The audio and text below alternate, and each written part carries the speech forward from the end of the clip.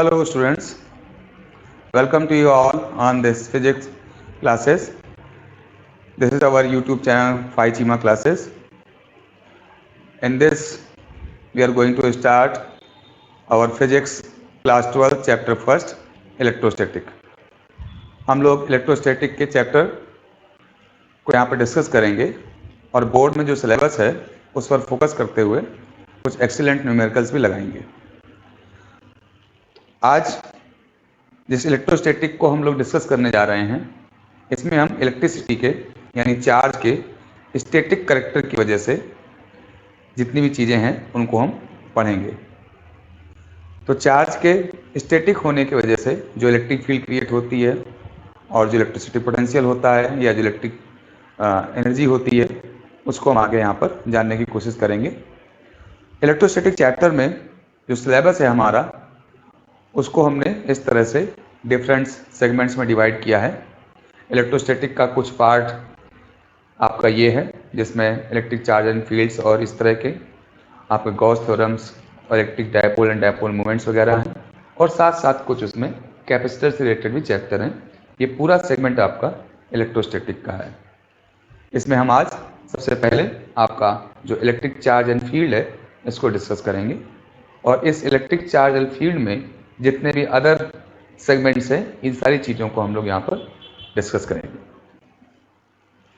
Before we go into deep of this entire syllabus हम कुछ basic चीज़ों को यहाँ पर जानेंगे जिसमें से बहुत सी चीज़ें आपको ऑलरेडी पता होंगी लेकिन एज पर रिवीजन उसको हम यहाँ पर डिस्कस करते हैं। जैसे हमारा चार्ज क्या है? तो चार्ज भी एक ऐसी प्रॉपर्टी है जो किसी सब्सटेंस मटेरियल से जुड़ी होती है, जैसे कि मास। जिस तरह से किसी भी बॉडी से रिलेटेड उसका मास होता है, मास किसी भी सब्सटेंस मटेरियल से एसोसिएटेड प्रॉपर्टी है कि जहाँ पर कहीं भी कोई सब्सटेंस होगा, कोई मटेरियल होगा, कोई बॉडी होगी, वहाँ पर मास जरूर होगा।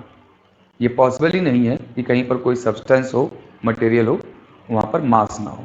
तो mass is a associated property with the substance.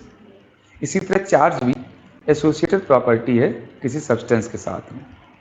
लेकिन चार्ज के साथ हम ये नहीं कह सकते कि जहाँ कहीं भी सब्सटेंस होगा या मटेरियल होगा वहाँ पर चार्ज होगा ही, ये कंपलसरी नहीं है। Because in general in nature जो हमारे सब्सटेंसेस होते हैं वो न्यूट्रल होते हैं, क्योंकि हम सबको पता है कि किसी भी सब्सटेंस में जितने प्रोटॉन्स होते हैं इन जनरल उतने ही इलेक्ट्रॉन्स होते हैं, यानी हमारा जो एटम होता है वो न्यूट्रल होता है। इसी तरह कहीं पर कोई सब्सटेंस है, कोई मटेरियल है, तो कोई ज़रूरी नहीं है कि वहाँ पर चार्ज हो। लेकिन यदि चार्ज कहीं पर है तो ये ज़रूरी है कि वहाँ पर सब्सटेंस है, और सब्सटेंस है इसका मतलब वहाँ पर मास है। तो यदि हम चार्ज और मास की बात करें तो जहाँ पर मास होगा वहाँ कोई ज़रूरी नहीं है कि वहाँ पर सब चार्ज हो, लेकिन जहाँ पर चार्ज होगा वहाँ बिल्कुल ज़रूरी है कि वहाँ मास जरूर हो। ठीक है, इस तरह बिना चार्ज के मास तो हो सकता है लेकिन बिना मास के चार्ज नहीं हो सकता। तो हमारी जो चार्ज की डेफिनेशन है वो यही है कि it is the property associated with matter due to which it produces and experiences electrical and magnetic effects. हम कैसे जानेंगे कि कहीं पर सब्सटेंस रखा है और उसके चारों तरफ किस तरह से हम महसूस करेंगे कि जहाँ पर सब्सटेंस है उस पर चार्ज है? तो इसके लिए ज़रूरी है यदि कहीं पर चार्ज है तो उसके चारों ओर इलेक्ट्रिकल और मैग्नेटिक इफेक्ट किसी दूसरे चार्ज के द्वारा एक्सपीरियंस किया जाएगा। यदि वहाँ पर इलेक्ट्रिकल और मैग्नेटिक फील्ड आप एक्सपीरियंस करते हैं तो दिस शोज कि वहाँ पर आपका चार्ज है। आइए कुछ और बेसिक्स चीज़ें हम देखते हैं। जैसे कि एक आपका ये एक छोटा सा क्लिप है वीडियो की, इसको हम देखते हैं।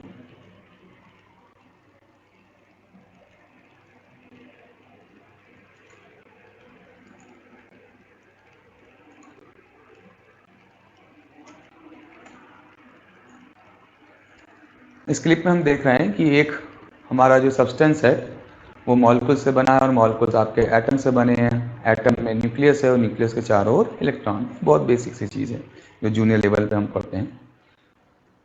तो इस तरह से जो आपका मैटर है वो सारे ही मैटर एटम से मिलकर बने हुए हैं और एटम में आपका न्यूक्लियस होता है। न्यूक्लियस में क्या होता है? न्यूक्लियस में प्रोटॉन और न्यूट्रॉन होते हैं, हम सबको पता है। और इन्हें हम लोग हेड्रॉन्स कहते हैं। इन्हें हम लोग हेड्रॉन्स कहते हैं।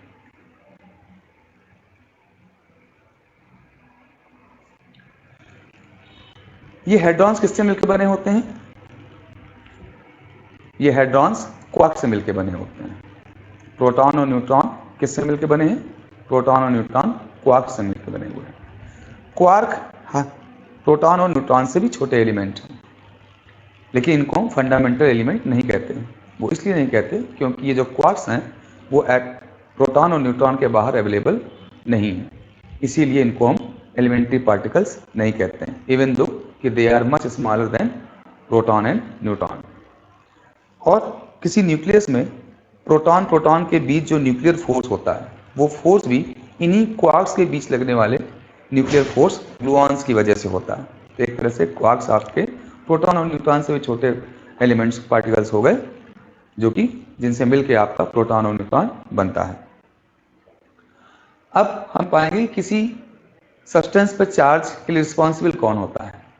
तो हमको पता है किसी भी सब्सटेंस में जो एटम है, एटम का जो आउटर मोस्ट सेल है उसमें वैलेंस इलेक्ट्रॉन होते हैं, जो कि आपको मेटल के अंदर कंडक्ट करने के लिए फ्री होते हैं, यानी मूवमेंट के लिए फ्री होते हैं, जिनको हम फ्री इलेक्ट्रॉन्स कहते हैं। तो जो मेटल्स है उनके जो वैलेंस इलेक्ट्रॉन है वो आउटर मोस्ट सेल में होते हैं। न्यूक्लियस से काफ़ी दूर होने की वजह से ये आसानी से मेटल के अंदर आपके मूवमेंट कर सकते हैं और इसी वजह से ये चार्ज को कैरी भी कर सकते हैं। इनको हम लोग फ्री इलेक्ट्रॉन्स भी कहते हैं। जो एक आपका नेचुरल एटम है उसमें इक्वल नंबर ऑफ प्रोटॉन्स और न्यूट्रॉन्स होते हैं, ये भी आप जानते हैं।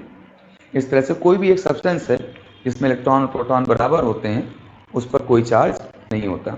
इस तरह से हमारा जो ये आपका बॉडी है इस पर कोई भी चार्ज नहीं होगा, क्योंकि इस पर जितने प्रोटॉन्स हैं और जितने ही इलेक्ट्रॉन्स हैं। फिर हम आके देखते हैं कि किसी बॉडी पे कोई चार्ज आता कैसे है। किसी बॉडी पे नेगेटिव चार्ज कैसे आता है, किसी बॉडी पे पॉजिटिव चार्ज कैसे आता है। तो जब किसी बॉडी पे एक्सेस ऑफ इलेक्ट्रॉन्स हो जाते हैं, किसी बॉडी पर एक्सेस ऑफ इलेक्ट्रॉन्स हो जाए, इलेक्ट्रॉन्स के नंबर ज़्यादा हो जाए किसी बॉडी पर, तो उस पर नेगेटिव चार्ज आता है। तो इलेक्ट्रॉन्स ज़्यादा कैसे होंगे? ऑब्वियस बात है, किसी अन्य बॉडी से किसी दूसरी बॉडी में हम ट्रांसफ़र करते हैं तो वहाँ पर इलेक्ट्रॉन्स की संख्या आपके प्रोटॉन से ज़्यादा हो जाती है, क्योंकि ऑलरेडी मटेरियल में प्रोटॉन इलेक्ट्रॉन बराबर होते हैं और आप बाहर से कोई इलेक्ट्रॉन ले आएंगे अंदर तो इलेक्ट्रॉन्स के नंबर्स प्रोटॉन से ज़्यादा हो जाएंगे।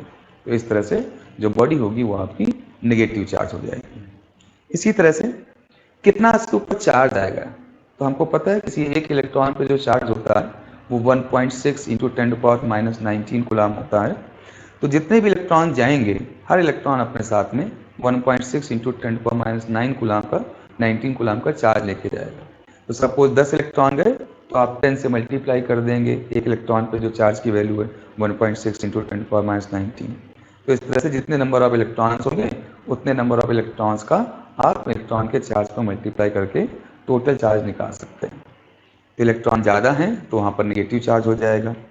अब कहीं पे इलेक्ट्रॉनों की कमी है, किसी बॉडी में किसी एलिमेंट में इलेक्ट्रॉन्स कम हो गए हैं तो वहाँ पर पॉजिटिव चार्ज आ जाएगा। ऑब्वियस बात है, प्रोटॉन और इलेक्ट्रॉन आपस में बराबर हैं, दोनों एक दूसरे को चार्ज को न्यूट्रल कर रहे हैं। अब यदि किसी वजह से इलेक्ट्रॉन कम हो गए तो वहाँ पर जो एक्सेस पॉजिटिव चार्ज होगा उसकी वजह से बॉडी पर पॉजिटिव चार्ज आ जाएगा और आपका बॉडी पॉजिटिवली चार्ज हो जाएगी, क्योंकि प्रोटॉन्स ज़्यादा हो गए और इलेक्ट्रॉन्स आपने निकाल लिए हैं तो इलेक्ट्रॉन्स कम रहेगा। तो जहाँ कहीं भी इलेक्ट्रॉन आपके प्रोटॉन से कम होंगे वहाँ पर हमेशा आपकी बॉडी पॉजिटिवली चार्ज आ जाएगी। अभी चार्ज किस तरह की क्वांटिटी है? क्या ये फिजिकल क्वांटिटी फंडामेंटल क्वांटिटी है या ड्राइव्ड क्वांटिटी है? तो यहाँ पर हमने चूँकि इलेक्ट्रिक करंट को हम लोग पहले से ही फंडामेंटल क्वांटिटी मान चुके हैं और चार्ज का हम एक फॉर्मूला जानते हैं Q = IT, यानी चार्ज I और T से मिलकर बन रहा है। I भी फंडामेंटल क्वांटिटी है और आपका टाइम भी फंडामेंटल क्वांटिटी है। तो इस तरह से जो चार्ज हो गया वो चार्ज आपका ड्राइव्ड क्वांटिटी हो गया। तो हम यहाँ से इस बात को लिखते हैं कि चार्ज एक ड्राइव्ड क्वांटिटी है, जबकि करंट हमारी फंडामेंटल क्वांटिटी है, क्योंकि I = Q/T होता है और वहाँ से हम Q = IT लिखकर हम चार्ज की वैल्यू को निकाल सकते हैं। यहाँ से हम यूनिट भी निकाल सकते हैं चार्ज की, क्योंकि जो I है उसकी यूनिट आपका एम्पियर है, जो टाइम है उसको सेकंड है, तो चार्ज की यूनिट हो गई एम्पियर सेकंड। क्योंकि जो I हो गया वो करंट हो गया, उसका यूनिट एम्पियर हो गया, और जो T है उसका यूनिट आपका सेकंड हो गया। तो एम्पियर सेकंड आपका चार्ज का यूनिट हो गया। इसी एम्पियर सेकंड को SI सिस्टम में हम लोग कूलाम कहते हैं। तो कूलाम आपका SI यूनिट ऑफ चार्ज हो गया, ठीक है। कूलाम आपका चार्ज का SI यूनिट हो गया। तो कूलाम है ये एक बड़ी अमाउंट है। जैसे किसी भी फिजिकल क्वांटिटीज के यूनिट्स होते हैं, जैसे मास का यूनिट होता है kilogram, tonne, metric tonne, quintal, gram, milligram, तो बड़े यूनिट्स भी होते हैं और छोटे यूनिट्स भी होते हैं। तो इसी तरह चार्ज का जो बड़ा यूनिट है वो आपका कूलाम है। इसको आप किस तरह से लिख सकते हो, उसको आप ऐसे भी एक कूलाम को लिख सकते हो कि जैसे आपका Q is equal to IT है, और I की वैल्यू यदि हम 1 एम्पियर ले लें और टाइम की वैल्यू 1 सेकंड ले लें, तो ये हो गया 1 एम्पियर सेकंड, यानी इसी को हम कहते हैं 1 कूलाम। यानी 1 ampere current, 1 ampere current 1 second तक फ्लो होती है, तो 1 कूलाम चार्ज फ्लो करता है। तो आप इस तरह से कूलाम की डिफिनेशन कह सकते हैं कि if 1 ampere current flows for 1 second, then the amount of charge flows is equal to 1 coulomb. तो कूलाम एक बिगर क्वांटिटी है। छोटी क्वांटिटी भी होती है चार्ज की, उसको हम लोग इलेक्ट्रोस्टैटिक यूनिट कहते हैं, ESU कहते हैं। और एक कूलाम में जो ESU होते हैं वो 3.335 इंटू 10⁹ ESU होते हैं। यानी इतने ESU को मिलाएंगे तब आपका एक कूलाम चार्ज बनेगा। तो ये आपके चार्ज की छोटी यूनिट हो गई। अब हम आगे देखते हैं कि डायमेंशंस, जो चार्ज हमारा ड्राइव्ड फिजिकल क्वांटिटी है उसकी डायमेंशन क्या होगी। तो उसी फॉर्मूले से हम लोग निकालेंगे जिस फॉर्मूले से हम लोग यूनिट्स निकालते हैं। तो जैसे Q इज इक्वल टू आपका IT होता है, I का आप एम्पियर और T का सेकंड लिखते हैं, तो एम्पियर सेकंड इसकी यूनिट हो गई। एम्पियर का डायमेंशनल फार्मूला A है, कैपिटल A, और सेकंड यानी टाइम का डायमेंशनल फार्मूला T है। तो Q का डायमेंशनल फार्मूला हो गया AT। ओके, नेक्स्ट हमारा है quantization of charge. Quantization of charge का मतलब क्या है कि किसी बॉडी पर जो चार्ज है उसको मिनिमम किस क्वांटिटी के फॉर्म में लिखा जा सकता है। जैसे हम कहें कि कोई एप्पल है, तो एप्पल एक सिंगल एप्पल होता है, उस एप्पल को हाफ कर देंगे तो फिर वो नेचुरल एप्पल नहीं रह गया। तो इसी तरह से जो चार्ज है वो मिनिमम कितना चार्ज अवेलेबल। तो हमने पीछे देखा है कि चार्ज के लिए जो रिस्पॉन्सिबल है वो सिर्फ इलेक्ट्रॉन है, यानी कहीं पर इलेक्ट्रॉन ज़्यादा होगा तो नेगेटिव चार्ज, और वहाँ से इलेक्ट्रॉन ले लेंगे तो पॉजिटिव चार्ज। तो इसलिए कहीं पर कोई भी जो चार्ज क्रिएट होगा वो इलेक्ट्रॉन से चार्ज से कम नहीं हो सकता, क्योंकि या तो एक इलेक्ट्रॉन जाएगा या फिर एक इलेक्ट्रॉन की बजाय 2 इलेक्ट्रॉन जाएंगे। बीच का कोई चार्ज या बीच का कोई इलेक्ट्रॉन नहीं होता। तो इसीलिए जो चार्ज की वैल्यू है, जो मिनिमम पॉसिबल वैल्यू है जो कहीं भी ट्रांसफर हो सकती है, वो एक इलेक्ट्रॉन के चार्ज के बराबर है। यानी 1.6 इंटू 10⁻19 कूलम को ही हम क्वांटाइजेशन ऑफ चार्ज कहते हैं। ठीक है, जबकि देखा ये गया है कि अभी हम लोगों ने पीछे देखा कि जो न्यूक्लियस में प्रोटॉन और न्यूट्रॉन होते हैं वो क्वार्क से मिलकर बने होते हैं, और वो क्वार्क छोटे होते हैं, उन पर चार्ज इलेक्ट्रॉन से भी कम होता है। लेकिन क्योंकि वो किसी बॉडी को चार्ज करने में रिस्पॉन्सिबल नहीं होते, इसलिए उनका यहाँ पर यूज नहीं हो सकता, क्योंकि वो प्रोटॉन न्यूट्रॉन के बाहर एग्जिस्ट भी नहीं करते हैं। यदि हम देखते हैं माइक्रोस्कोपिक लेवल पे तो जो क्वार्क्स हैं, तो जो पॉजिटिव जो अप क्वार्क होता है, 2 तरह के क्वार्क होते हैं हमारे, एक अप क्वार्क और एक हमारा डाउन क्वार्क। जो अप क्वार्क है उसकी वैल्यू +2e/3 है, और जो डाउन क्वार्क है उसकी वैल्यू -e/3 है।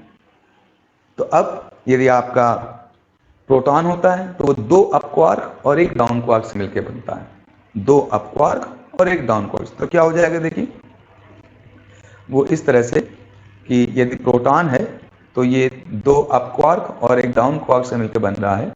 तो अप क्वार्क की वैल्यू है +2e/3, एक और अप क्वार्क की वैल्यू हो गई +2e/3, और जो डाउन क्वार्क है उसकी वैल्यू है -e/3। अब आप इसको ऐड करेंगे तो आप ये पाएंगे 4e/3 और -e/3, then it naturally comes to 3e/3। 3 और 3 कैंसिल हो गया, तो आपका कितना आ गया +e।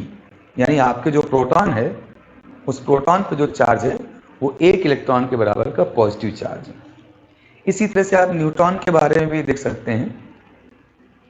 जो न्यूट्रॉन है, न्यूट्रॉन आपका 1 अप क्वार्क और 2 डाउन क्वार्क से मिलकर बना है।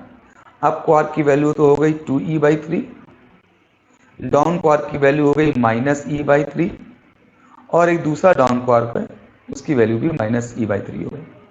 इस तरह से दो डाउन और एक अप क्वार्क को मिलाकर आप देखेंगे तो प्लस का 2e/3 आया, और ये आपके दो -e/3 -2e/3 हो गया, और फाइनली ये आ गया 0।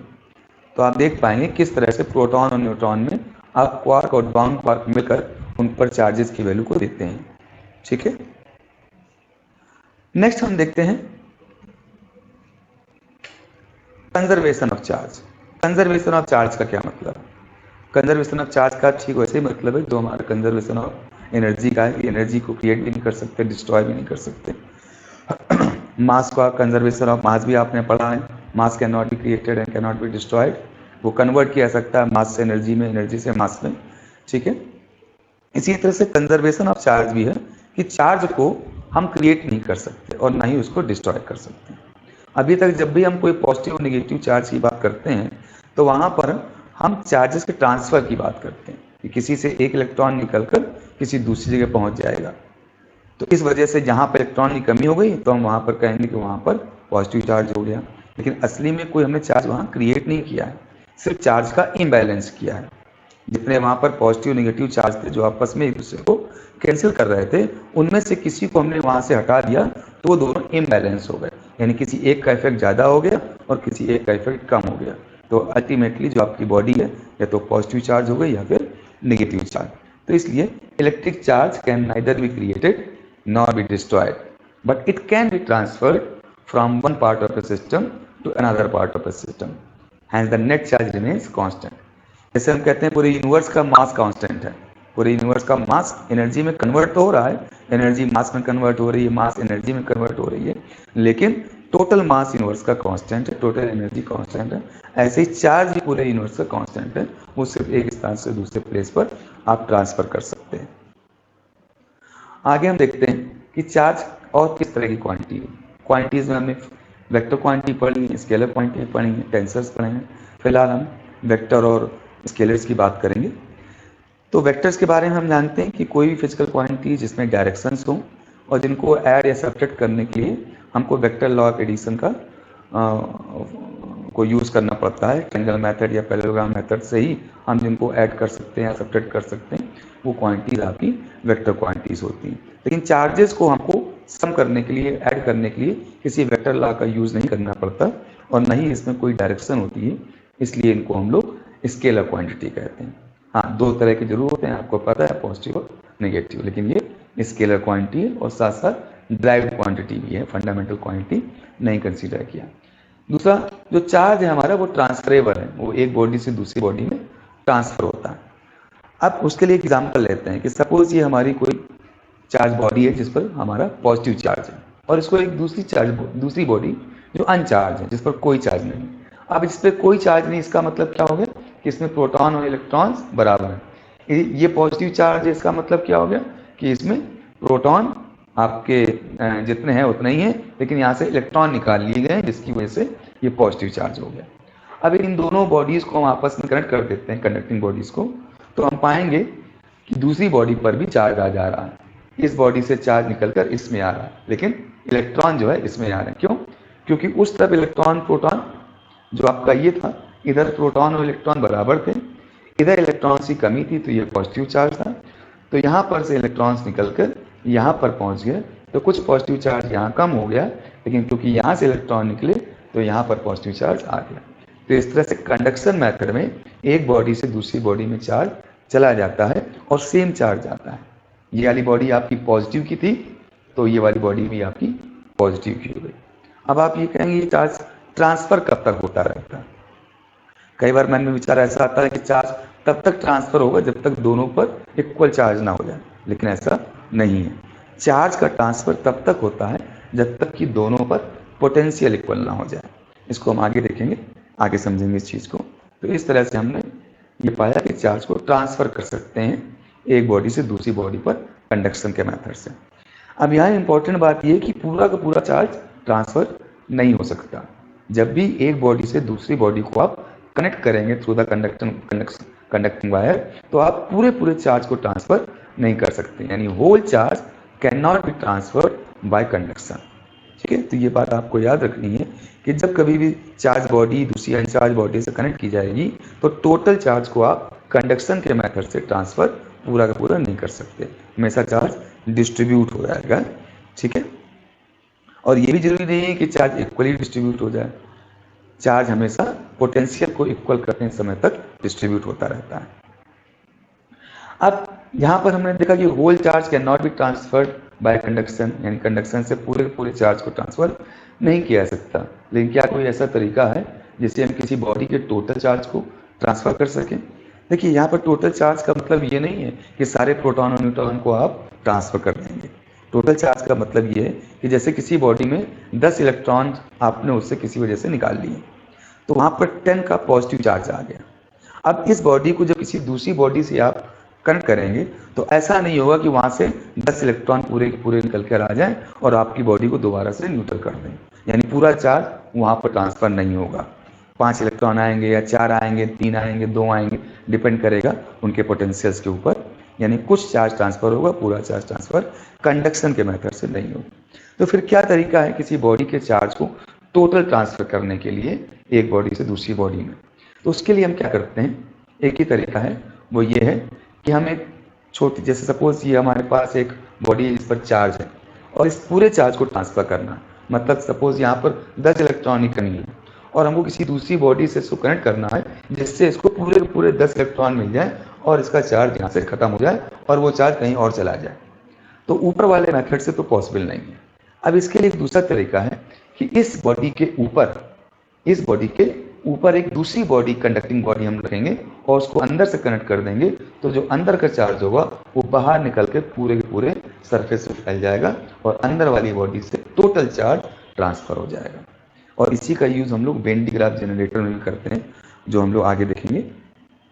तो इस तरह से हम एक बॉडी के चार्ज को दूसरी बॉडी को कंप्लीटली ट्रांसफर कर सकते हैं, लेकिन सिर्फ इसी कंडीशन में कि जो चार्ज बॉडी है वो अंदर रखी हो और जो अनचार्ज बॉडी हो वो कंप्लीटली इसको कवर करी हुई हो चारों तरफ से, और उसको यदि हम अंदर से कनेक्ट कर देते हैं तो अंदर की बॉडी का चार्ज बाहर की बॉडी के सरफेस पे आ जाएगा। तो इस तरह से हम होल बॉडी के चार्ज को ट्रांसफर कर सकते हैं। अब और चार्जिंग के विषय में कुछ जानकारी लेते हैं। और चार्जिंग से क्या होता है? क्या चार्जिंग से किसी बॉडी के मास में चेंज हो सकता है? यदि हम किसी बॉडी को चार्ज कर दें तो क्या उसका मास चेंज हो जाएगा? तो आप जानते हैं कि चार्ज देने के लिए उससे इलेक्ट्रॉन को निकालना पड़ेगा या इलेक्ट्रॉन को देना पड़ेगा, और कोई भी इलेक्ट्रॉन होगा वो अपने साथ अपना मास भी रखेगा। तो जब भी इलेक्ट्रॉन कहीं जाएगा तो अपने साथ अपना मास भी ले जाएगा। यदि इलेक्ट्रॉन को आप निकाल रहे हैं तो बॉडी से इलेक्ट्रॉन का मास भी कम हो रहा है। इट मीन्स कि जब किसी बॉडी को हम चार्ज करते हैं तो उसका मास भी चेंज होता है। अब आप कहेंगे कि इलेक्ट्रॉन का जो चार्ज होता है वो तो बहुत ज़रा सा होता है, इलेक्ट्रॉन का मास भी बहुत ज़रा सा होता है, तो चार्ज तो क्रिएट हुआ लेकिन उसका मास तो बहुत कम है, तो कितना उसके मास में चेंज होगा? तो वो एक अलग बात है, लेकिन मास तो चेंज होगा। यानी किसी बॉडी का चार्ज करने पर उस बॉडी का मास चेंज होता है। बॉडी को पॉजिटिव चार्ज करेंगे, इसका मतलब इलेक्ट्रॉन उससे निकालेंगे, यानी पॉजिटिव चार्ज बॉडी का मास कम हो जाएगा। निगेटिव चार्ज बॉडी का मतलब है उसको आपने एक्स्ट्रा इलेक्ट्रॉन दिए हैं, यानी उसमें इलेक्ट्रॉन आ गए हैं और तो अपने साथ मास भी ले आए हैं, तो नेगेटिव चार्ज बॉडी का मास ज़्यादा होगा, पॉजिटिव चार्ज बॉडी का मास कम होगा। ठीक है, अब किसी चार्ज बॉडी पे चार्ज आता कितना है? वो इलेक्ट्रॉन्स के फॉर्म में ही आता है, यानी जो भी चार्ज आएगा वो इंटीग्रल मल्टीपल ऑफ इलेक्ट्रॉन होगा। क्योंकि कभी आधा इलेक्ट्रॉन तो आएगा नहीं, कभी 3/4 इलेक्ट्रॉन तो आएगा नहीं, आएगा तो पूरा का पूरा इलेक्ट्रॉन आएगा। यानी 1 इलेक्ट्रॉन का चार्ज होगा, 2 का चार्ज होगा, 3 इलेक्ट्रॉन का चार्ज होगा, यानी n नंबर ऑफ इलेक्ट्रॉन्स का ही चार्ज होगा। इंटीग्रल मल्टीपल ऑफ चार्ज भी हमेशा होगा। नेक्स्ट है charge can not be created not destroyed. हम पहले भी पढ़ चुके हैं, चार्ज को ना तो क्रिएट किया सकता है ना ही डिस्ट्रॉय किया सकता है। The true test of electrification is repulsion and not attraction. अब इसका मतलब ये है कि सपोज 2 बॉडीज आपको दी गई हैं और हमको ये पता करना है कि ये जो 2 बॉडी हैं ये क्या ये चार्ज है कि नहीं है, क्या ये दोनों चार्ज हैं या इनमें से कौन सी एक चार्ज है, कौन सी एक अनचार्ज है। तो यदि हम ये देखें कि आपको पता है कि पॉजिटिव नेगेटिव के बीच में अट्रैक्शन होता है, पॉजिटिव के बीच में रिपल्सन होता है, निगेटिव निगेटिव के बीच भी रिपल्सन होता है। एक यदि पॉजिटिव बॉडी है और एक निगेटिव बॉडी है, दोनों को पास लाएंगे तो अट्रैक्ट हो जाएंगे। और यहाँ पर हम कहेंगे कि दोनों बॉडीज आपकी चार्ज बॉडी है। लेकिन एक बॉडी आपकी चार्ज हो और दूसरी अनचार्ज हो, एक बॉडी कंप्लीटली चार्ज हो और दूसरी बॉडी अनचार्ज हो, उस पर कोई चार्ज नहीं, उन दोनों बॉडीज को जब हम पास में लाएंगे तब भी उनमें अट्रैक्शन हो जाता है। और हमें तो ऐसा लगेगा कि अट्रैक्ट हुए, इसका मतलब इन दोनों पे चार्ज है। इसीलिए कहा गया है कि दो चार्ज बॉडीज को ये आइडेंटिफाई करने के लिए वो चार्ज हैं या नहीं, उनके लिए अट्रैक्शन को हम नहीं चेक करते, हम उनके बीच में रिपल्सन को चेक करते हैं कि क्या किसी वजह से उनमें रिपल्सन हो रहा है कि नहीं। रिपल्सन हो रहा है, it means there must be charge on both the bodies. अब जैसे दो चार्ज बॉडी हैं तो वो हमेशा रिपल कर जाएंगी, और एक पॉजिटिव और एक नेगेटिव बॉडी है वो आपस में अट्रैक्ट कर जाएंगे। तो रिपल्सन और अट्रैक्शन दोनों ही हो रहे हैं, लेकिन अट्रैक्शन वहां भी हो सकता है जहां पर एक बॉडी चार्ज हो और दूसरी बॉडी अनचार्ज हो। ठीक है, आइए अब इसको आगे देखते हैं। अब जैसे यहाँ पर एक बॉडी अनचार्ज है लेकिन दूसरी बॉडी चार्ज है, अब यदि ये पास में लाए जाएंगे तो ये दोनों अट्रैक्ट करने लगेंगे। उसका रीजन ये है कि आप पा रहे हैं कि जो दूसरी बॉडी थी उसके इस तरफ देखिए नेगेटिव चार्ज आ गया है और इस तरफ पॉजिटिव चार्ज आ गया। तो इसका मतलब ये हो गया कि इस पॉजिटिव चार्ज की वजह, इस नेगेटिव चार्ज की वजह से ये जो दूसरी बॉडी है इसको अट्रैक्ट कर रही है। अब ये नेगेटिव चार्ज आया कैसे? इस पॉजिटिव चार्ज के चारों तरफ जो इलेक्ट्रिक फील्ड जनरेट हुई होगी उसकी वजह से इसमें जो इलेक्ट्रॉन्स हैं वो पॉजिटिव से अट्रैक्ट होकर इस तरफ आ गए, और जहां से इलेक्ट्रॉन अट्रैक्ट होके आए हैं तो इस सरफेस पे इलेक्ट्रॉन की लैकनेस हो गई, डिफिशियंसी हो गई, तो इस तरफ आपका पॉजिटिव चार्ज आ गया। अब पॉजिटिव और पॉजिटिव के बीच की डिस्टेंस ज़्यादा है, जबकि निगेटिव और पॉजिटिव के बीच की डिस्टेंस कम है। तो पॉजिटिव और निगेटिव के बीच का जो अट्रैक्शन फोर्स होगा वो पॉजिटिव और इस पॉजिटिव के बीच के रिपल्सन फोर्स से ज़्यादा होगा, और इसीलिए ये इसको अट्रैक्ट कर लेगी और हमको ऐसा लगेगा दोनों बॉडी अट्रैक्ट हो रही हैं, इसलिए दोनों बॉडी चार्ज हैं, जबकि वास्तव में यहाँ पर ये वाली बॉडी अनचार्ज है। इस पर टोटल चार्ज पहले भी 0 था, अभी भी 0 है, जबकि ये बॉडी चार्ज है। इसीलिए कहा गया कि true test of electrification is repulsion not attraction. इसको और एग्जांपल देखते हैं कैसे ये हो रहा है। कि सपोज ये बॉडी एक पॉजिटिव चार्ज है और ये दूसरी बॉडी है जो अनचार्ज है। इसको पास में लाते हैं तो चार्ज क्रिएट होता है, जैसे कि अभी ऊपर बताया। इस तरह जो चार्ज क्रिएट होता है उसको कहते हैं इंड्यूस्ड चार्ज, और इस तरह से बॉडी को चार्ज करने को कहते हैं चार्जिंग थ्रू इंडक्शन। तो अब कैसे होता है कि जैसे आपके इस बॉडी को पास में लाएंगे तो आपने वही जो प्रोसेस ऊपर हो रहा था वही यहाँ पर हो रहा है कि इस प्लस चार्ज की वजह से इसमें जो इलेक्ट्रॉन्स होंगे वो फेच होके अट्रैक्ट होके इस तरफ आ जाएंगे। तो इधर एक्सेस ऑफ इलेक्ट्रॉन हो गए तो ये नेगेटिव चार्ज हो गया। ये इलेक्ट्रॉन इस साइड से निकल के आए हैं तो यहाँ पर लैकनेस ऑफ इलेक्ट्रॉन कम हो गए तो यहाँ पर पॉजिटिव चार्ज हो गया। तो इस तरह से आपकी बॉडी के दो साइड हो गए, एक तरफ का नेगेटिव चार्ज और एक तरफ का पॉजिटिव चार्ज। अब यदि बॉडी बड़ी है तो बॉडी का ये साइड पॉजिटिव चार्ज के ज़्यादा पास है तो अट्रैक्शन फोर्स ज़्यादा होगा, और बॉडी का जो पॉजिटिव चार्ज है वो पॉजिटिव चार्ज से दूर है तो वो रिपल्सन अट्रैक्शन के कंपेरेटिवली कम होगा और ये इसको अट्रैक्ट कर लेगी। खैर, अब मान लीजिए ये हैवी बॉडीज हैं, इतना अट्रैक्शन नहीं है कि बॉडी को अट्रैक्ट कर सकें, तो इस तरह से आपका चार्ज यहाँ पर क्रिएट हो जाएगा। अब अभी इस पर चार्ज सेपरेट हो गया है लेकिन ये बॉडी चार्ज नहीं है, ओवरऑल तो ये 0 है। अब हम क्या करेंगे, यदि इसके इस सरफेस को अर्थ से मिला दें, इस बॉडी को इसको अर्थ से जोड़ दें, तो ये जो इलेक्ट्रॉन है ये तो इस पॉजिटिव चार्ज से अट्रैक्शन की वजह से बंधे हुए हैं, लेकिन इस तरह का जो ये चार्ज है इसको जब हम अर्थ से मिला देंगे तो ये चार्ज नीचे जो है अर्थ में चला जाएगा। ठीक है, इस तरह से तो ये आपका चार्ज अर्थ में चला गया और बॉडी आपकी कंप्लीटली निगेटिवली चार्ज हो गई। ठीक है, तो इस मेथड को कहते हैं चार्जिंग थ्रू इंडक्शन। यहाँ पर ये जो चार्ज आया इस चार्ज को कहेंगे इंड्यूस्ड चार्ज। कौन सा चार्ज? Induced charge. और ये जो चार्ज है इसको कहेंगे इंड्यूसिंग चार्ज, क्योंकि ये इंड्यूस कर रहा है इसमें चार्ज को। तो इस बॉडी पर जिसमें पहले से चार्ज था इसको इंड्यूसिंग चार्ज कहेंगे, जो अनचार्ज बॉडी है उस पर जो चार्ज आया उसको इंड्यूस्ड चार्ज कहेंगे। तो इस तरह से आप देख रहे हैं। अब यहाँ पर एक चीज और देखने वाली है कि इस पर पॉजिटिव चार्ज है लेकिन इंडक्शन से जो चार्ज आ रहा है वो नेगेटिव आ रहा है। इसलिए याद रखने की बात है कि इंडक्शन से हमेशा अपोजिट चार्ज क्रिएट होता है, इंडक्शन से हमेशा अपोजिट चार्ज क्रिएट होता है। आइए अब आगे देखते हैं जो नॉन कंडक्टर्स हैं। नॉन कंडक्टर्स में किस तरीके से आपका चार्ज हम लोग प्रोड्यूस करते हैं। हालांकि क्रिएट वर्ड तो अलग है, हम क्रिएट तो नहीं कर सकते, लेकिन इम्बैलेंस करके हम चार्ज की वैल्यू को वहाँ पर अपियर करा सकते हैं। तो हम देखेंगे जो नॉन कंडक्टर्स है। अभी पीछे तो हम लोगों ने कंडक्टर्स की बात की, जहाँ पे इलेक्ट्रॉन ट्रांसफर हो जाते हैं एक प्लेस से दूसरे प्लेस पर और बॉडी चार्ज हो जाती है। लेकिन जो नॉन कंडक्टर्स में जिसमें फ्री इलेक्ट्रॉन नहीं है, उसमें हम कैसे चार्ज क्रिएट करते हैं या वहाँ पर उस बॉडी को चार्ज कैसे करते हैं। उसके लिए हम क्या देखते हैं कि जैसे सपोज आपका कोई जो एटम होता है उसके चारों ओर इलेक्ट्रॉन रिवॉल्व कर रहे होते हैं।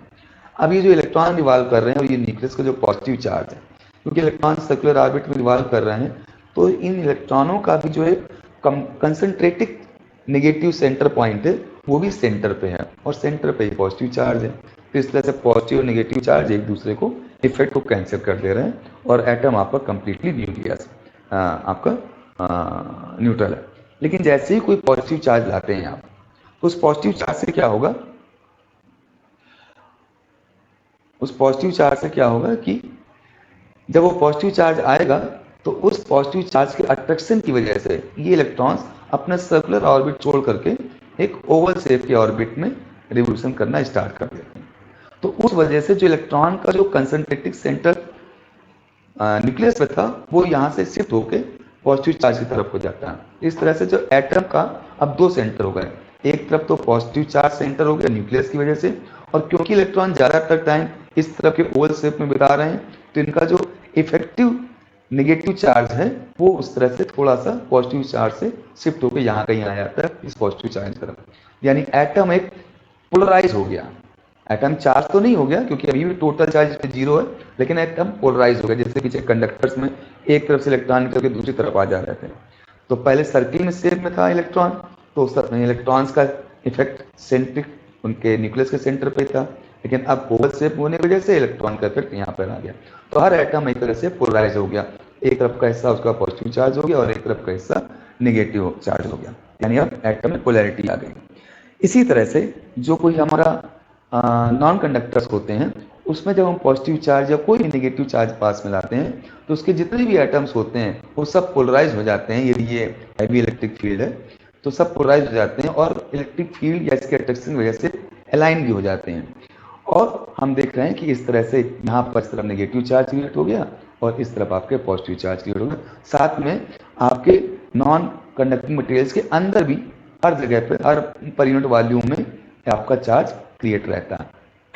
तो इस तरह से हम नॉन कंडक्टर्स में भी चार्ज को पोलराइज करके, एटम को पोलराइज करके चार्ज को क्रिएट कर पाते हैं। अब देखिए, तो ये हमने समझ लिया। अब एक चीज आती है permittivity of free space. Permittivity of free space का क्या मतलब है? परमिटिविटी का मतलब ये है कि ये किसी, यहाँ पर जैसे लिखा है परमिटिविटी ऑफ फ्री स्पेस, ठीक है। तो परमिटिविटी ऑफ फ्री स्पेस का मतलब है जो स्पेस है, जो वैक्यूम है, जो एयर है, स्पेशली हम वैक्यूम की बात कर रहे हैं, तो वैक्यूम में किसी चार्ज की जो इलेक्ट्रिक फील्ड होगी, जो उसका इफेक्ट होगा, वो जब वो प्रोपिगेट करता है, उसकी इलेक्ट्रिक फील्ड जनरेट होती है। तो हर मीडियम में इलेक्ट्रिक फील्ड जो जनरेट होती है वो अलग अलग होती है, क्योंकि ये डिपेंड करता है कि वो जो मीडियम है वो इलेक्ट्रिक फील्ड के इफेक्ट को कितनी आसानी से स्प्रेड होने दे रही है। तो वैक्यूम में इलेक्ट्रिक फील्ड सबसे आसानी से स्प्रेड होती है, ठीक है, in comparison to dielectric mediums, ठीक है। मेटल में तो इलेक्ट्रिक फील्ड का अंदर 0 ही होती है।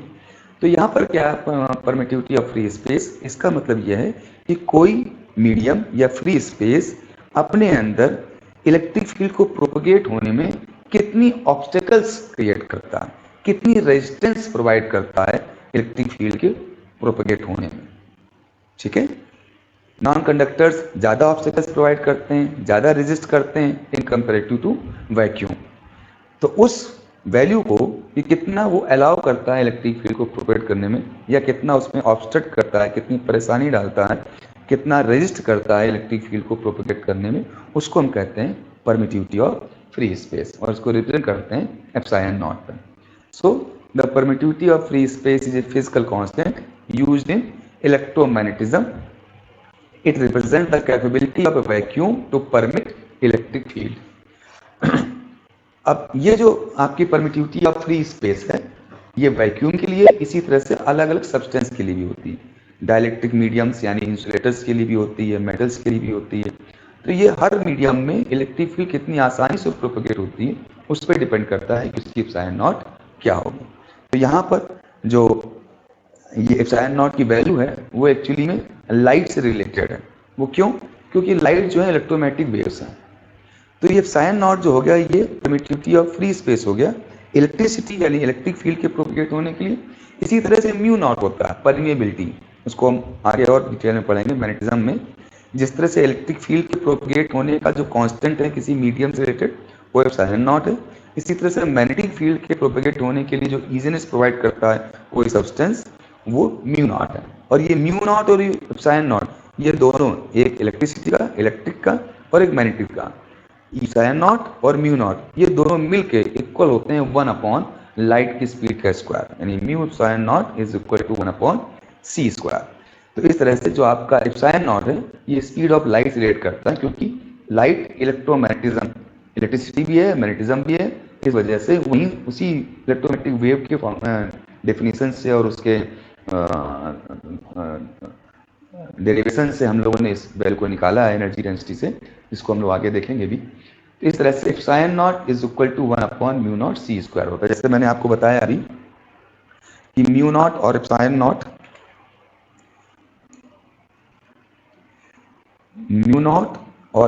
नॉट का जो मल्टीप्लाई है वो 1 अपॉन सी स्क्वायर होता है। Mu naught epsilon naught is equal to 1 upon c square. तो उसी तरह से यहाँ पर epsilon naught is equal to लिख दिया 1 upon mu naught c square.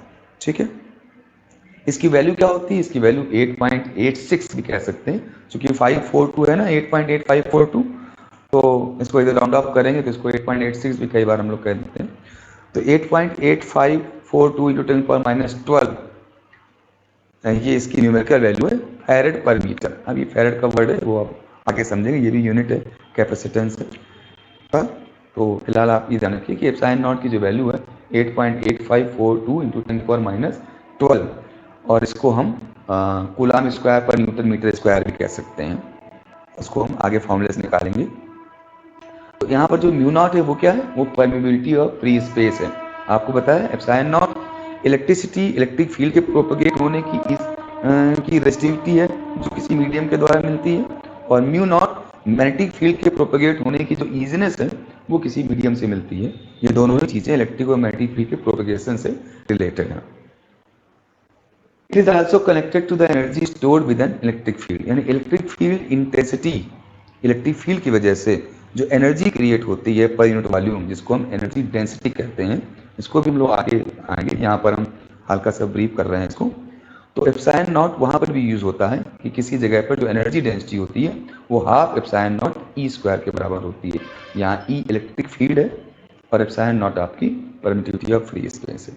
तो यहाँ पर तो हमने बात करी परमिटिविटी ऑफ फ्री स्पेस, यानी वैक्यूम में इलेक्ट्रिसिटी के लिए, इलेक्ट्रिक फील्ड के प्रोपगेशन के लिए कौन से कांस्टेंट को लेते हैं, वो है एप्सिलॉन नॉट। लेकिन इसी तरह से किसी मीडियम में इलेक्ट्रिक फील्ड के प्रोपगेट होने के लिए वहां पर कौन सा फिजिकल कांस्टेंट होगा? तो वहां पर एप्सिलॉन नॉट की जगह एप्सिलॉन ले लेते हैं। क्या ले लेते हैं? Simply epsilon. एप्सिलॉन नॉट हो गया आपका परमिटिविटी ऑफ फ्री स्पेस, यानी फ्री स्पेस में इलेक्ट्रिसिटी के प्रोपगेट होने में जो रेजिस्टेंस मिलता है, और एप्सिलॉन हो गया आपके किसी मीडियम में इलेक्ट्रिक फील्ड के प्रोपगेट होने के लिए जो रेजिस्टेंस मिलता है, उसको एप्सिलॉन कहते हैं। और इन दोनों का आपस में रिलेशन भी होता है। तो इस तरह से परमिटिविटी ऑफ मीडियम, एप्सिलॉन क्या हो गया? परमिटिविटी ऑफ मीडियम हो गया, जिस तरह से epsilon not permittivity of free space है। अब हम आगे देखेंगे डायरेक्ट्रिक मीडियम। डायरेक्ट्रिक मीडियम क्या होता है? जैसे पीछे हम बात कर रहे थे कि वैक्यूम में तो इलेक्ट्रिक फील्ड प्रोपेगेट होती है, उसके लिए हम एप्सिलॉन नॉट को यूज करते हैं। लेकिन कोई मीडियम लें, जैसे वैक्स लें, ऑयल लें, वुड लें, आपका पेपर ले लें, कार्डबोर्ड ले लें, तो ये सब वो मीडियम है जो इंसुलेटर्स हैं। ठीक है, और इनमें भी इलेक्ट्रिक फील्ड को हम जनरेट कर सकते हैं, और इनको हम लोग डायलेक्ट्रिक मीडियम भी कहते हैं। ठीक है, तो अब डायलेक्ट्रिक मीडियम में कैसे इलेक्ट्रिक फील्ड जनरेट करते हैं, या उसको हम पीछे देख चुके हैं कि कैसे चार्ज क्रिएट करते हैं। तो वहां पर हम उसको डायलेक्ट्रिक मीडियम के एटम को पोलराइज कर देते हैं। तो इस तरह से डाइलेक्ट्रिक मीडियम वो मटेरियल्स हैं जिनको किसी बाहरी फील्ड के इन्फ्लुएंस में वो पोलराइज हो जाते हैं।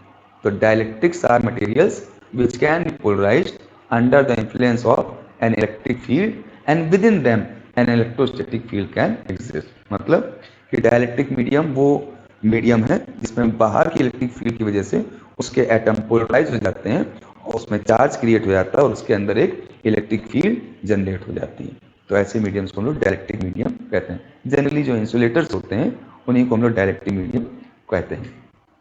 डाइलेक्ट्रिक मीडियम कांस्टेंट क्या हो गया? एक और वर्ड है डाइलेक्ट्रिक मीडियम कांस्टेंट। पीछे हमने दो वर्ड पढ़े, एक परमिटिविटी ऑफ फ्री स्पेस पढ़ा एप्सिलॉन नॉट, फिर पढ़ा परमिटिविटी ऑफ मीडियम।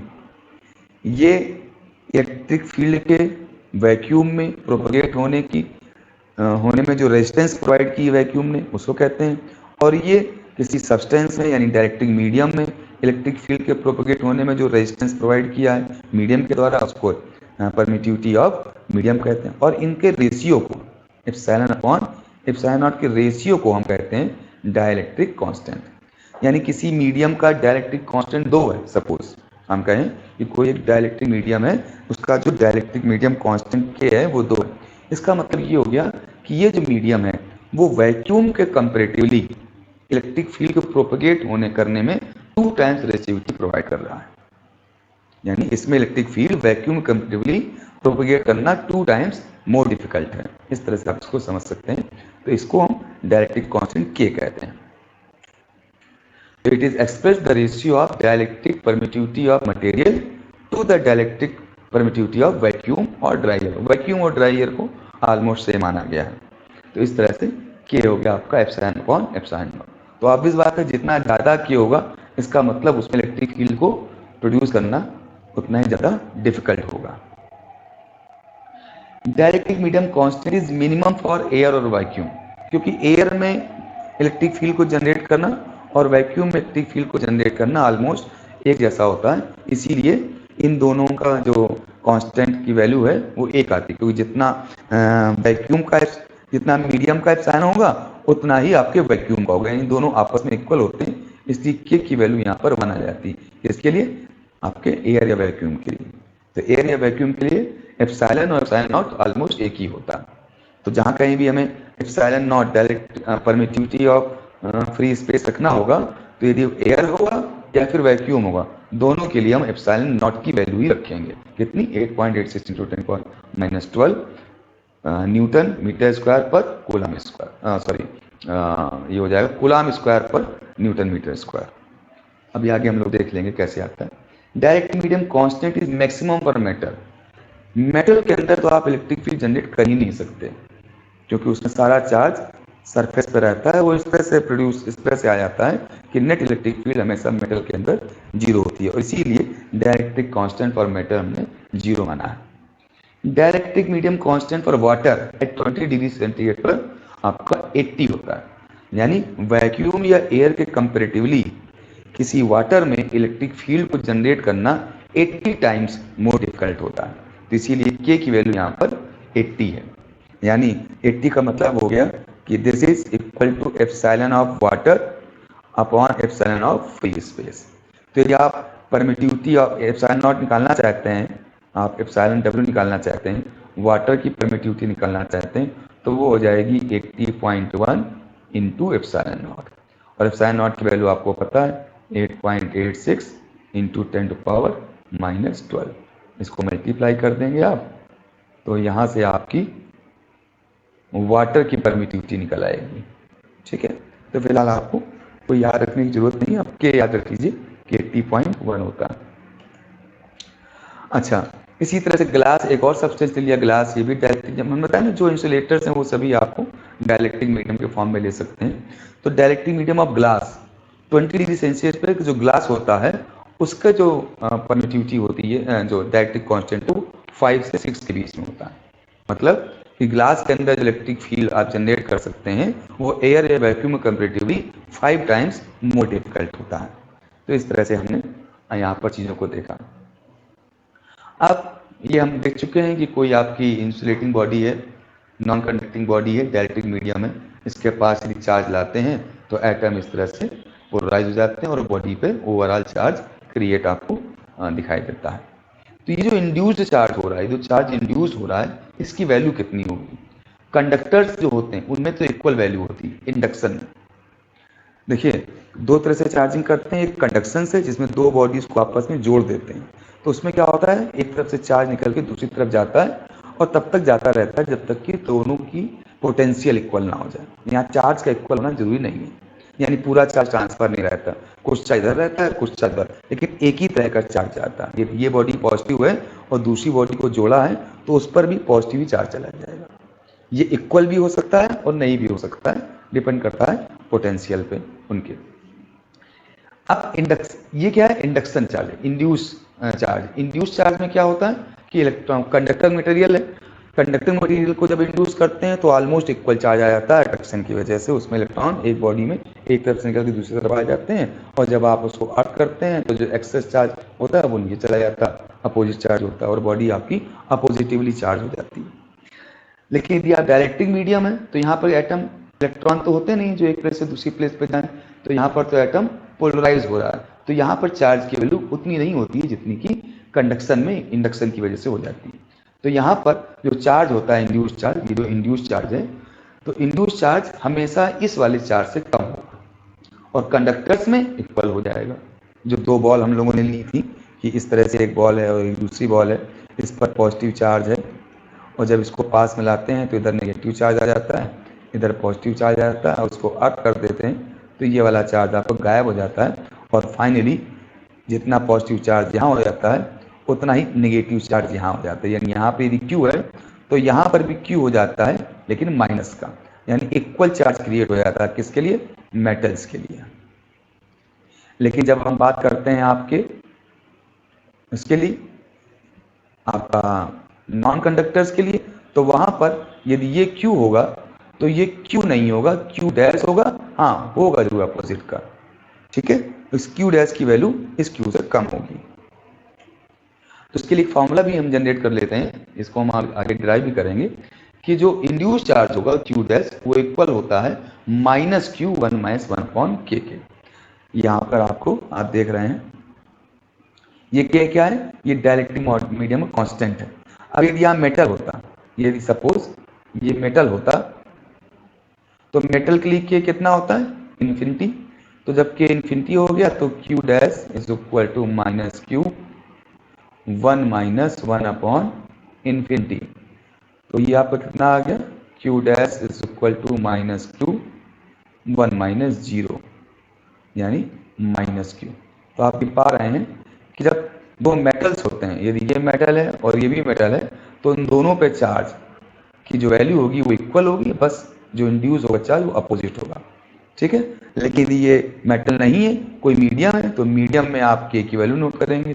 जब वहाँ जो K की वैल्यू होगी उसके रिगार्डिंग वहाँ पे चार्ज क्रिएट होगा और ये चार्ज जो Q डैश चार्ज होगा वो हमेशा Q से कम होगा। किसमें?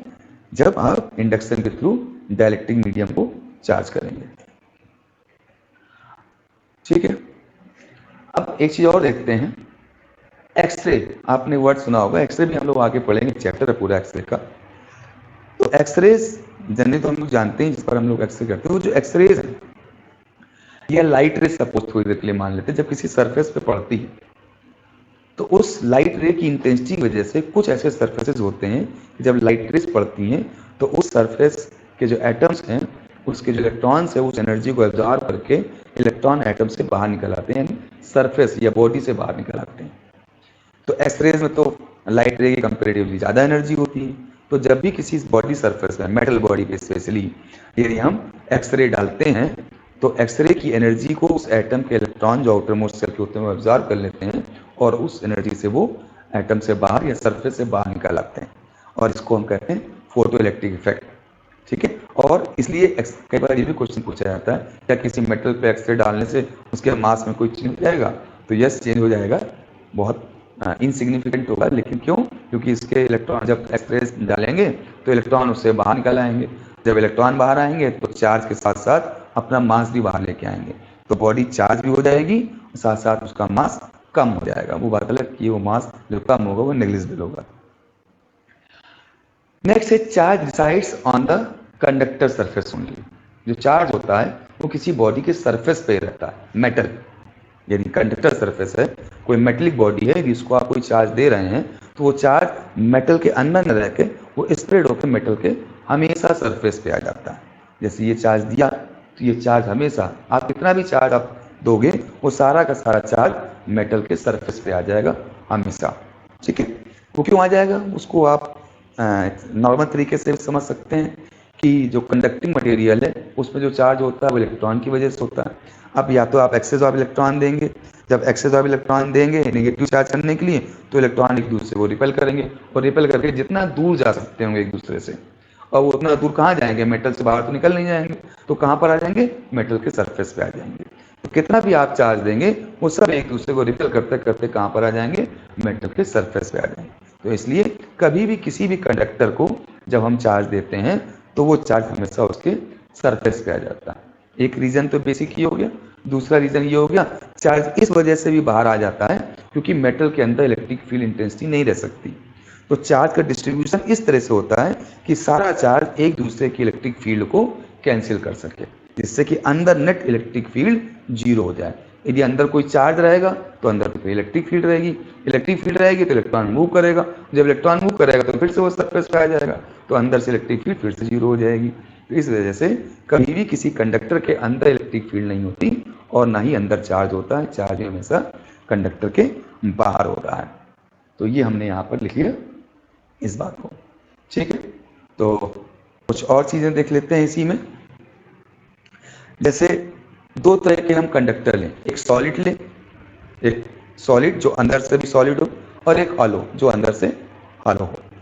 ऐसा यदि हम कोई कंडक्टिंग स्फीयर लेते हैं तो आप बताइए यदि इनको चार्जेस देंगे तो दोनों चार्जेस किसी को क्या ज़्यादा दे देंगे या किसी को कम दे पाएंगे। एक्चुअली जो भी चार्ज देते हैं वो सरफेस पर रहता है, और ये दोनों स्फीयर चाहे वो सॉलिड हो और चाहे वो हॉलो हो, उनको जो भी चार्ज देंगे वो सरफेस पे आएगा, और इसलिए दोनों को हम इक्वल चार्ज दे सकते हैं क्योंकि कोई चार्ज अंदर तो रहेगा नहीं, और दोनों का सरफेस एरिया यदि सेम है तो दोनों पर चार्ज भी हम सेम दे सकते हैं या सेम चार्ज वो होल्ड कर सकते हैं। ऐसे एग्जांपल है चार्ज सोप बबल।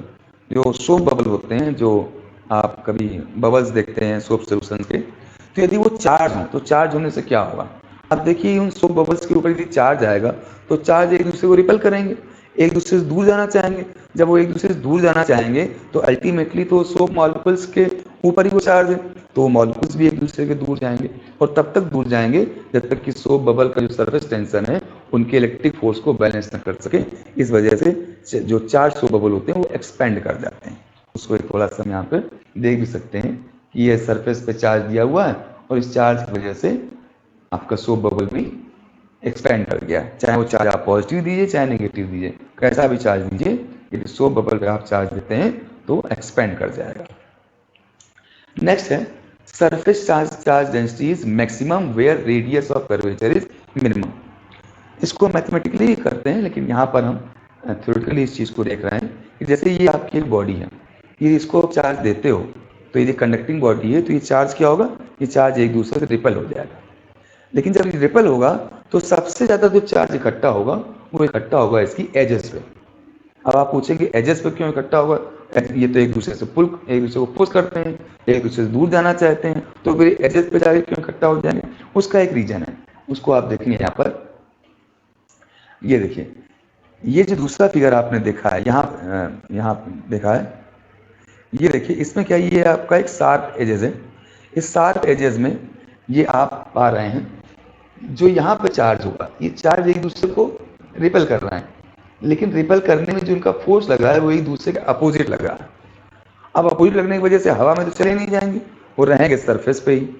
ठीक है, अब सरफेस तो आपका सॉलिड सरफेस पे एक्सपेंड करेगा नहीं, इसलिए वो क्या है, वो चार्ज वहीं पर टिक जाएगा। इवन दो यदि वो चार्ज यहाँ कहीं होता तो यहाँ पर वो रिपेल करके फैल जाता, क्योंकि यहाँ पर आराम से वो सरफेस पे मूव कर सकता है, लेकिन यहाँ पर क्या है, यहाँ पर वो सरफेस पे मूव नहीं कर पा रहा है, इसलिए यहीं पर कंसंट्रेट हो जाएगा।